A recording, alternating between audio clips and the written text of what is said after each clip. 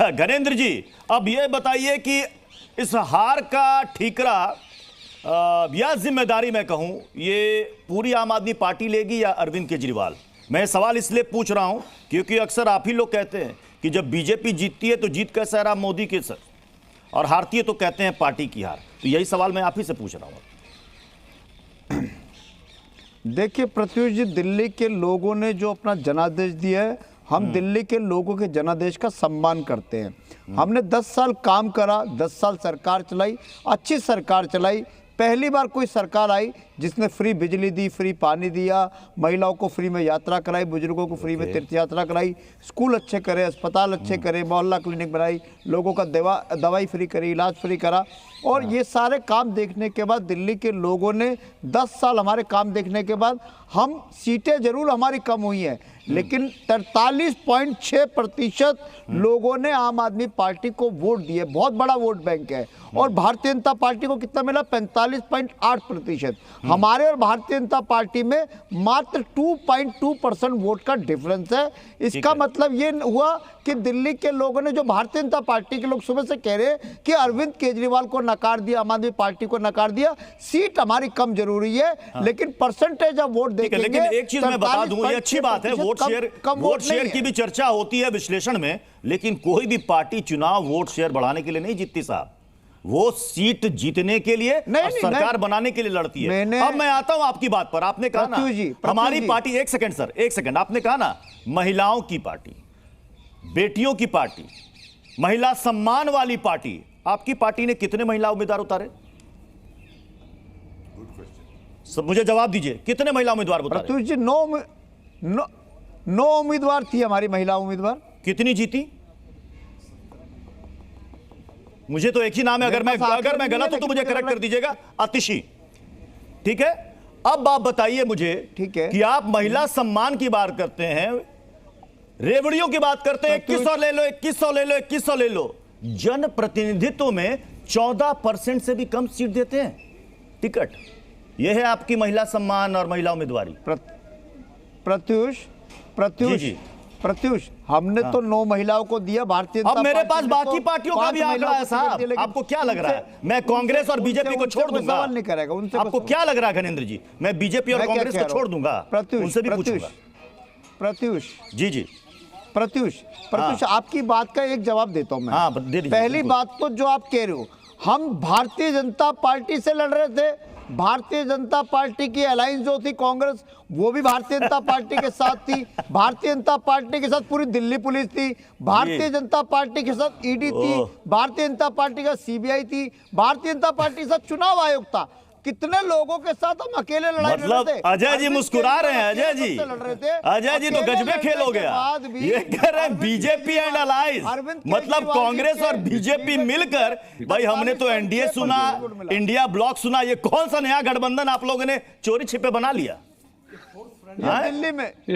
अजय जी बताएंगे। अजय जी मुस्कुरा रहे हैं। वरिष्ठ नेता है, हम लोग के बड़े भाई हैं शहनवाज जी, उनको भी पता है कि हम और कैसे साथ हो सकते हैं। पर आम आदमी पार्टी को पूरा भरोसा है क्योंकि ये पहले ये काम कर चुके हैं। ये हरियाणा में बी टीम की तरह गए थे, गोवा में गए थे, मध्य प्रदेश में भी गए थे, अन्य राज्यों में भी ये जाते रहे हैं। तो इनको ये आदत है। कहावत नहीं है कि चोर के दारी में तिनका, तो जो चोरी करता है उसको ये समझ रहती है। पहले भी ये यही काम करते रहे और इंडिया गठबंधन के साथियों को हराने का इनको रिकॉर्ड है इनके साथ में। अब पहली बार चूंकि इनके पेट में दर्द हो रहा है, भरोसा उठ गया जनता का इनसे, इन्होंने गलत काम किए, दिल्ली की जनता की अनदेखी की। और सही पूछिए प्रत्युष भाई, अहंकार, आज सच बात है, अरविंद केजरीवाल जी का अहंकार सिर चढ़ के बोल रहा था। इनके सारे नेताओं को इन्होंने रोड पे आम आदमी पार्टी ये कहती रही है कि भाई बीजेपी और कांग्रेस मिली हुई है। कांग्रेस ने भी ये खूब कहा है कि ये चुनाव जो है केजरीवाल और मोदी जी मिलकर लड़ रहे हैं। अगर मिलकर लड़ते तो नतीजा ये होता क्या? देखिए, सबको पता है कि दिल्ली की जनता में, दिल्ली में चुनाव प्रचार में ऐसी जुमलेबाजी चलती है। मैं सवाल पर आता हूं, महिला प्रतिनिधित्व कितनी सीटें दी आपने महिला उम्मीदवारों को? देखिए प्रत्युष जी, महिलाओं की जो वाकई लीडरशिप है, हमारी चेहरे अलका लामा से लेकर के और रागिनी नायक तक को आप देखेंगे, हाँ हाँ, जिन लोगों ने लड़ने का काम किया और जो वाकई लीडरशिप देने का काम करती हैं। हम वैसे लोगों को, दोनों छात्र राजनीति से आए हुए लोग, मतलब शायद दोनों महिला उतनी योग्य आपको 70 सीटों पर मात्र 9 ही, मेरे पास आंकड़े 9, अगर मैं गलत हूं तो मुझे करेक्ट कर दीजिएगा, 9 महिला उम्मीदवार आपने उतारे थे और उसमें से एक भी, चूंकि सीटें 0 आई है तो आगे तो खैर सवाल ही नहीं बनता। मैं शहनवाज सर, मैं आपके पास आ रहा हूं। शहनवाज जी, आपने कितनी महिला उम्मीदवार उतारी थी? 2500 की आपने रेवड़ी तो दे दी कि हम आएंगे तो 2500 देंगे। थोड़ा सा दिल खोल देते, बड़ा कर देते, प्रतिनिधित्व के मामले में थोड़ी ज्यादा उम्मीदवारी दे देते। शहनवाज जी, नहीं, हम लोगों ने पहले से तो ज्यादा उम्मीदवारी दी है, लेकिन कितनी दी है? ये सही कितनी है दी है? 8। हम और देना, भाई हम कह रहे हैं पहले से ज्यादा दिया हमने। और हम लोग, अरे सर, कम से कम डबल डिजिट पे तो दे देते सर। हम लोग इस संख्या को और बढ़ाएंगे। अभी हमारी सरकार आई है, महिलाओं के लिए, युवाओं के लिए, किसानों के लिए तो हम काम करने के लिए कमिटेड हैं, वो करेंगे। देखिए, हमारी जो जिम्मेदारी है ना, आज बढ़ चढ़ कर दावा करने का दिन नहीं है। आज तो 2 शब्द अगर कड़वे भी आम आदमी पार्टी या कांग्रेस के कहें तो हम सुनने को तैयार हैं, क्योंकि हम दिल्ली की सेवा के लिए आए हैं। जनता का मैंडेट हमारे साथ है। समाजवादियों का पुराना होता था लोहिया जी के समय से, जब भी चुनाव आता था तो कहते थे हमारा वोट परसेंटेज बढ़ गया है। और वो इतना वोट बढ़ गया, अरे भाई वोट परसेंटेज कितना बढ़ गया, नहीं बढ़ गया। दिल्ली के लोगों ने जहां आपको सारी की सारी सीट दी थी, 22 पे लाके खड़ा किया है। ये चिंता का विषय है। ये एक पार्टी की हार नहीं है, एक सोच की हार है। क्योंकि आपने आम आदमी पार्टी को एक सोच, एक विचारधारा कहते थे।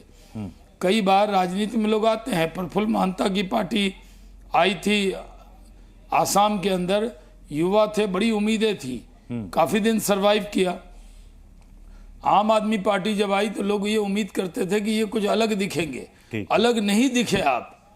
आपने वो सिर्फ केस लड़ने के लिए महंगे महंगे वकील किए, अपने को प्रोटेक्ट किया, जेल गए। और देखिए, जो जेल गए, जनता कितनी जागरूक है। अरविंद केजरीवाल, मनीष सिसोदिया और सत्येंद्र जैन, तीनों को कहा कि नहीं, आपको हमारी सेवा की कोई जरूरत नहीं है, अपना मुकदमा लड़िए, बेल टूटे तो फिर जेल चले।